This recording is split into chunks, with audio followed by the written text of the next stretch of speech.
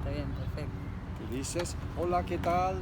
Estamos haciendo otra entrevista aquí en la Ciudad de México en el Congreso en Astrome, que casi ya está para terminarse. Tengo aquí a Alejandra Eusebi, de Argentina, astróloga de Argentina, y le vamos a hacer algunas preguntas. Ella es la nieta de Wendell Polich, gran astrólogo argentino, y actualmente tú eres la directora del Centro Cava, del Centro Astrológico de Buenos Aires, donde tuve la oportunidad de hace como medio año atrás darles una conferencia casa llena. Sí, me encantaba, un público muy buen conocimiento astrológico y una escuela bien organizada. Entonces, cuéntanos algo un poco sobre cómo se ha desarrollado la escuela, si quieres agregar algo a tu biografía, adelante. Sí, sí, más que nada hablar un poco del CABA, Sí. que es una de las instituciones astrológicas activas más antiguas del planeta. Hicimos el paneo cronológico histórico.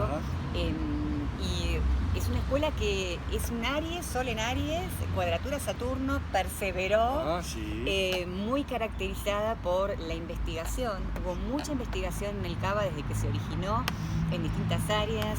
Los fundadores siempre tuvieron mucha pujanza por transmitir y difundir la astrología, la pasión por los conocimientos. ¿Tu abuelo era uno de los fundadores? No, mi abuelo no fue el fundador, sin embargo participaba de las reuniones. Mi abuelo era un matemático húngaro que vino de Hungría y luego, bueno, se instaló aquí, y el CABA apoyó, difundió y colaboró inmensamente en el desarrollo del sistema topocéntrico de casas.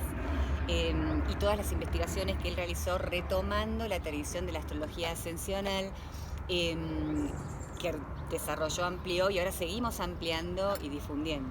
Pero el CABA es una institución muy fuerte, muy pujante.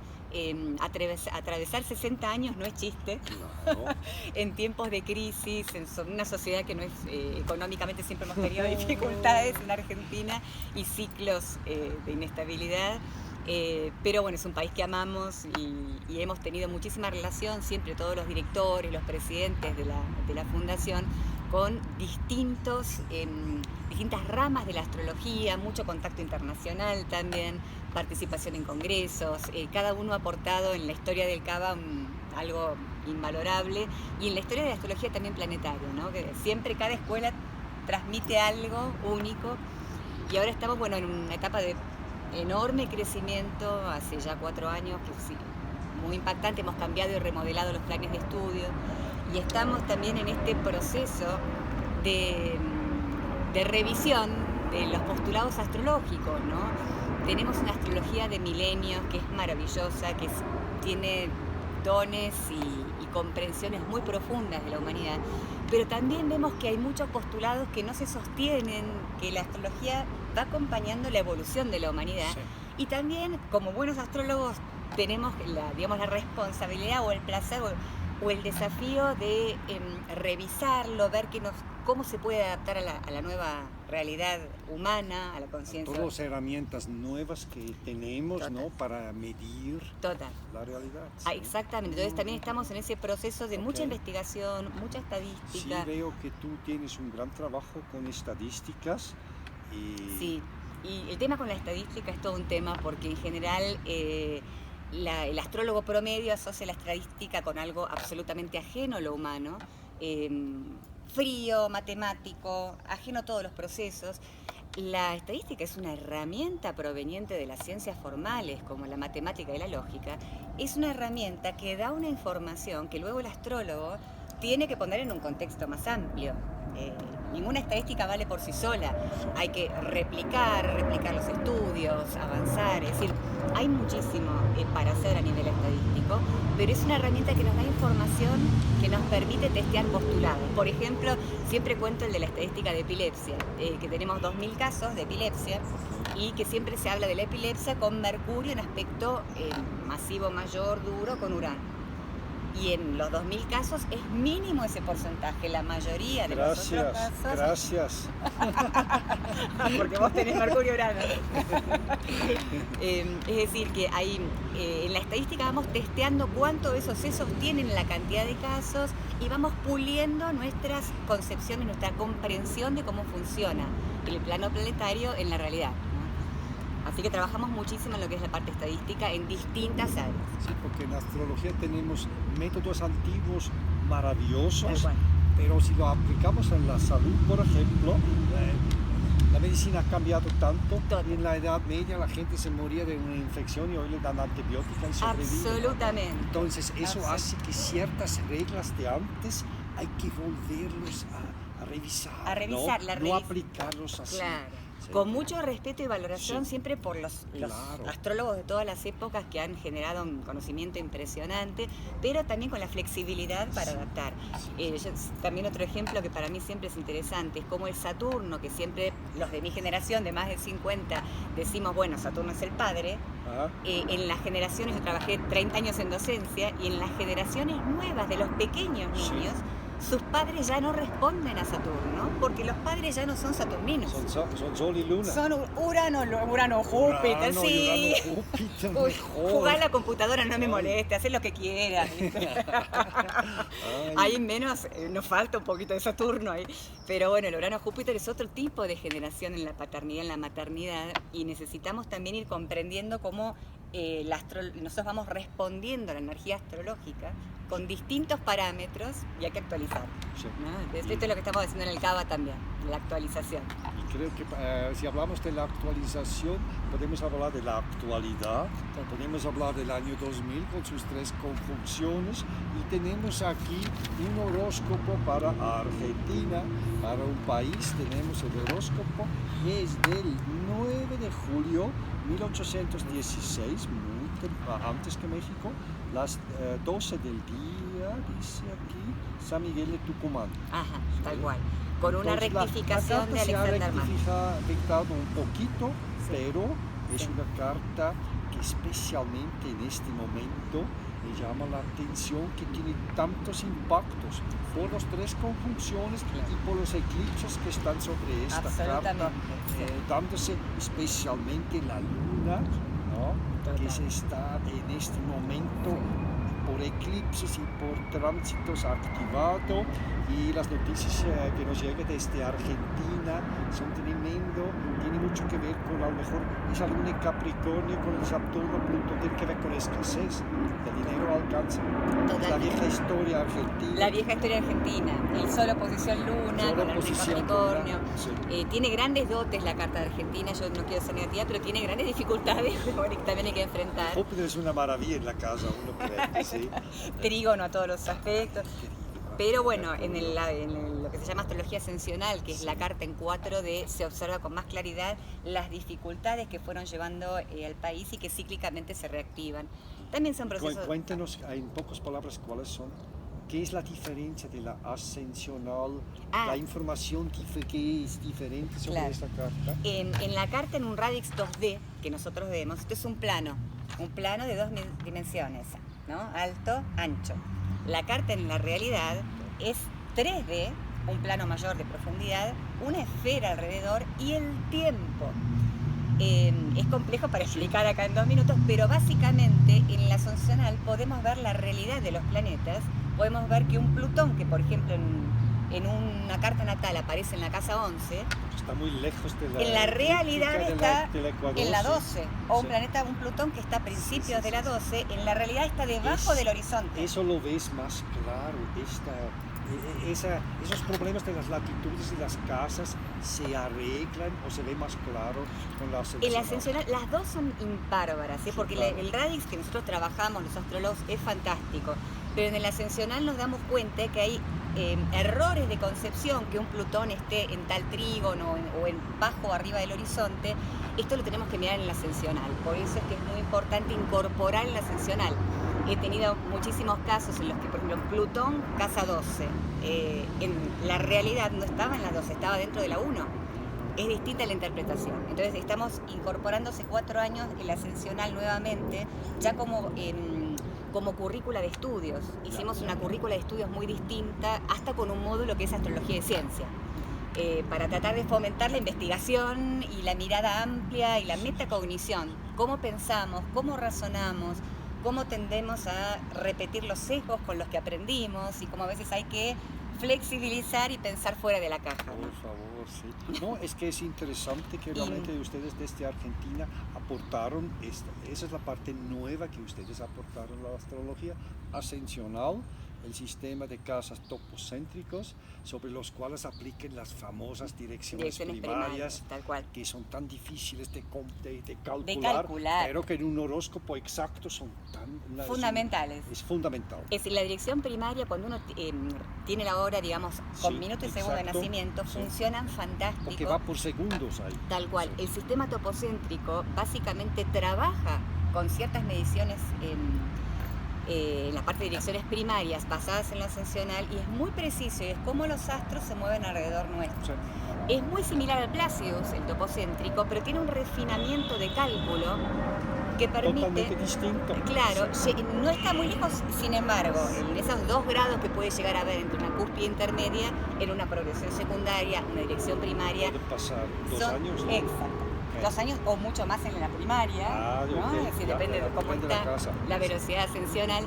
Así que bueno, eso es toda una introducción que ahora tenemos la suerte, Walter. Vivimos en un mundo en el que tenemos internet, un software que con un clic levanta cálculos apropiados. Y antes media hora de calcular. Y para direcciones primarias trabajábamos ¿cuánto? Para hacer una. Nunca lo he podido calcular. No. Bueno, no me metí mucho a esto, sí. Yo lo hice durante años, a todo a mano, puro cálculo matemático, y ahora es un clic, las levantan correctamente. No todo software levanta, y hay distintos sistemas de cálculo. Lo que, bueno, en fin, esas son las primarias, y el sistema topocéntrico es como un refinamiento de mayor exactitud para cuando uno quiere hacer un diagnóstico temporal más preciso, fundamental. Pero esto no quita que haya, por ahí más adelante, descubramos mejores sistemas, mejores maneras de entender ese funcionamiento.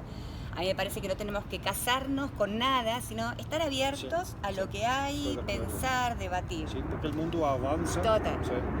Entonces... Y con relación a Argentina, estábamos hablando con Walter del tema de la luna de Argentina, y a mí me encanta el tema del feminismo, como buena mujer de este siglo y de más de 50 años, que ya hemos vivido muchas restricciones las mujeres en el colectivo de la humanidad, miles y miles de años, pero quiero decir antes que nada que hay una frase maravillosa de Rita Segato, que es una feminista, y que dice que el enemigo no es el hombre. El enemigo es el patriarcado, el sistema más opresivo en el que la mujer tenía que ser una cosa, el varón tenía que ser otra. Claro. No tenemos que pelearnos entre los sexos, sino unirnos, como decía hoy Karina en la conferencia, y eso sí, trabajar, porque todos tenemos todos los planetas adentro nuestro. Las mujeres tenemos Marte, y tenemos Saturno, y tenemos Plutón, y los hombres tienen Luna, tienen Venus. Claro, ¿no? Y fíjate, lo interesante que hemos platicado antes es que Urano ahora entrando a Tauro, y Tauro está regido por Venus, está exaltado la Luna, y estamos viendo un desarrollo muy interesante, especialmente en Argentina, en estos años. ¿Sí? Si quieren ver la carta natal de Argentina, tiene una luna en 19 grados de Capricornio, y Plutón primero, y ahora ya Saturno, entran de lleno afectando la cuestión colectiva del colectivo, del arquetipo, yo diría femenino, o la manifestación del arquetipo femenino. Y cada vez que en la carta de Argentina se activó esa luna con aspectos duros de Plutón o de Saturno, emergieron procesos femeninos de gran potencia que fueron reconocidos internacionalmente, ¿no? Por ejemplo, en el año, cuando fue la dictadura militar, Plutón estaba en Libra, en cuadratura esa luna. Y funcionaron los desaparecidos, las madres de Plaza de Mayo. En consecuencia a esto se desarrollaron las madres de la Plaza de Mayo. Es muy interesante, bueno, Plutón, asesinato de niños o adopción, es decir, secuestro, desaparecidos, entrega de bebés, Sí. toda una función bien lunar, y surge el femenino de la madre de Plaza de Mayo caminando alrededor de la plaza frente a un estado con armas y autoritario. Y surge a nivel mundial. Ajá. Muchísimos músicos han hecho, políticos. Cada semana en un cierto momento siguen dando las vueltas, ¿no? Sí. A veces ya está más como ya hay, pero sí, por supuesto, hay mucho reclamo todavía, se están encontrando hijos desaparecidos. Ahora, desde aquella época hasta ahora, el Plutón avanzó y ahora toca nuevamente la Luna. Y en Argentina surge con una potencia inmensa el tema del colectivo femenino defendiendo sus derechos, el famoso Ni Una Menos, que surge en Argentina por los femicidios, que luego al mismo tiempo prácticamente emerge en todos los países del mundo, y es interesante porque hasta en países musulmanes, con el arquetipo lunar, el Plutón sobre Luna, generando la emergencia del empoderamiento femenino y a la vez la escasez, como decías vos, Walter, hace un rato, de la parte económica para el pueblo argentino, que está con un ajuste tremendo en estos momentos que estamos en el 2019, ¿no? Pero bueno, trabaja por todos los arquetipos. El Plutón. Bueno, muy bien. Y el futuro de la astrología, que vos me decías, Okay. el futuro de la astrología. Entonces vamos a la última parte. Sí. A todas las personas que lo entrevisté hice la pregunta, ¿cómo ves el futuro de la astrología? Siglo XXI de la astrología. Para mí es maravilloso. Es decir, Sí. tenemos mucha resistencia de mucha comunidad académica, a la cual siempre les digo, los científicos que vengan a buscar las investigaciones que hacemos antes de salir a hablar en los medios. Porque salen a hablar en los medios, dicen que no funciona y no han venido ni a estudiar astrología, Sí. ni han colaborado en las estadísticas Así que es. hacemos, no han colaborado en nada, no saben nada de astrología y hablan. Pero bueno, al Entonces, margen de cuando eso... te critican, pregúntales, ¿has estudiado? Exacto. Te van a decir, no, ¿para No qué? tienen Dice, idea. Entonces, ¿para qué me criticas? Exacto. Sí, así Primero estudia. Sí, La estudia ciencia y ven dice a primero criticar, estudiar. claro. Primero observa, estudia y después Unos habla. 5 años y después es tu alumno. Total, No te va a criticar. tenemos Sí. siempre, ¿no? Pero básicamente, de todas maneras, esto lo digo porque es siempre un tema, la polémica entre astrólogos y científicos, pero hay que reconocer que hay una enorme cantidad de la población que se está volcando a la astrología Sí. y que uno ve que en las generaciones jóvenes, que antes no pasaba, la generación joven, científicos, académicos, intelectuales, de ciencias sociales o ciencias exactas, tiene una mente muchísimo más abierta. Mucho más fácil de aceptar esto. Exactamente, y no tienen problema en Sí, decir, sí, sí. me interesa, me pareció que era muy interesante, lo quiero estudiar y demás. Antes esto no ocurría, hay un gran prejuicio en general en la comunidad académica, de decir, hemos sido desterrados de las universidades, los astrólogos, pero la realidad es que nosotros ahora podemos fundamentar mucho mejor las bases de nuestra disciplina a través de metodologías que en la comunidad académica se respetan, como la estadística. Sí. Así que tenemos más herramientas, inclusive los paradigmas de la ciencia que están uniendo sistemas, sí, claro. haciendo sistemas, comprendiendo la sinergia de los sistemas, la interrelación entre niveles, empiezan a comprender que algo como la astrología, hablando de frecuencia, vibración y energía, hablando de simática inclusive, la ciencia de la simática, es plausible. Y además podemos fundamentarlo estadísticamente. Hay mucha cosa nueva. Así que yo tengo fe en el futuro de la astrología. Qué bueno, me da muchísimo gusto, sí. Pero yo pienso, tú me dices, yo creo que un astrólogo tiene que aprender a calcular un horóscopo a mano. Total. ¿Tú estás de acuerdo? Totalmente de Ay, acuerdo. me da gusto, Totalmente sí. de acuerdo. Sí. Una cosa es utilizar el software para ahorrarnos Claro, tiempo y dedicarlo a la Pero investigación. primero lo tienes que dominar. Parece Totalmente. que no hay astrólogo, no te puedes ser un astrólogo sin saber calcular un horóscopo a mano. Absolutamente. Uno tiene que saber de dónde sale, ¿no? Sí, claro. Uno tiene que saber de dónde sale el cálculo. Y esto en el CABA, por ejemplo, tenemos un módulo que es gratuito para los alumnos de cálculo de la carta natal, que dura 3 meses, además de darlo en las clases regulares. y tenemos para fomentar justamente, porque en el público también joven, así como son creativos y dinámicos, lo que sucede es que están muy acostumbrados al clic, clic, Sí, sí. no quiero trabajar, matemáticas. Después se equivocan, es AM o PM, no se dan cuenta, que piensan que nació mediodía, ¿sí? Y el sol está abajo y no se dan cuenta. porque Exacto, nunca lo calcularon. Nosotros en el CAP hacemos mucho hincapié en tratar de rescatar bueno. todo esto, Sí, sí. sin perder por eso el uso del software, que bueno, es una herramienta favorable. Claro. Así que bueno. Ok. Muchísimas No, gracias. por favor, va a ser una alegría. Alejandra. Gracias Sí, por la... claro. Bueno.